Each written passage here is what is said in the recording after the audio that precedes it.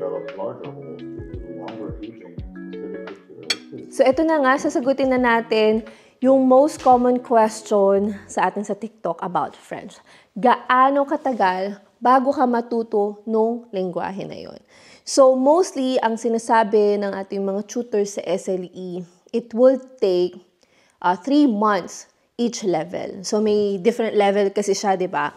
A1, A2, B1, B2, and then C1, C2 would be a native speaker level na yon. So ang kailangan yung ma-achieve for immigration ay B2 level. So yung A1 and A2, foundation yon. Doon mo natututunan yung grammar, yung kumbaga yung structure ng sentence, ano ba yung pinagkaiba na masculine, feminine, yun yung mga matututunan mo. And A1 and A2, yun yung foundational level ninyo. So, dapat magbigay ka ng oras doon. So, it will take 3 months. In average, it may take longer. Depende sa tao. Pero, 3 months each level. So, 3 months sa A1, 3 months sa A2, and then you will give another 3 months sa B1 and B2. And then you'll give another few months para mag-review ka for the mock test. Kasi mag-e-exam ka ng TEF or TCF. Ngayon, sa B1 and B2, marunong ka na ng foundation. Alam mo na yung grammar, alam mo na yung ABC, numbers, basic greetings, alam mo na yon.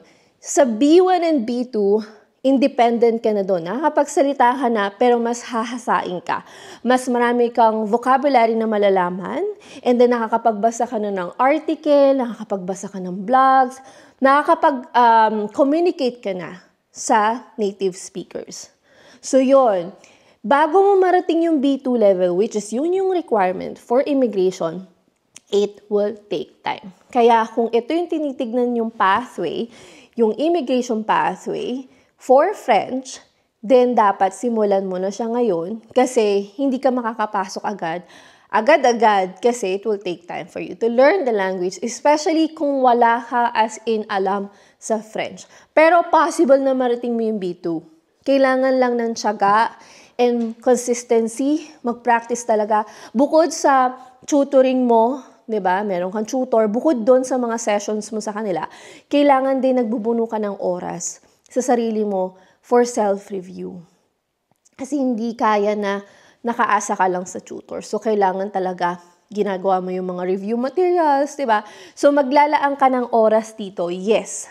Kailangan ng oras at pasensya. So, wag kang susuko agad na, 3 months na, bakit A1 pa rin ako? Normal siya kasi hindi siya ganun kadaling lengguwahe. And then, hahasain ka sa B1 and B2 ng tutor mo sa speaking and listening. Pwede kang gumamit ng Duolingo, pero pagdating sa speaking, medyo mahihirapan ka dahil wala kang kausap sa Duolingo app. Ngayon, kailangan mo na ng tutor pagdating sa speaking. Kasi yun yung mahirap sa French. Especially sa atin na medyo hirap sa mga pronunciation ng mga ibang words. So, kung meron pa kayong tanong guys about French, ano ba yung mga gamit nito for you to immigrate to Canada, just comment below and sasagutin natin siya in the next video. So, ngayon, magpapahinga na muna tayo at enjoy natin ang last day natin dito sa magandang lugar na ito. If you want to check out this place, this is here on Quadra Island sa Vancouver Island. And sobrang ganda niya. As in, sobra. Sulit ang binayad natin dito. Thank you for watching this video and hopefully we'll see you in the next one.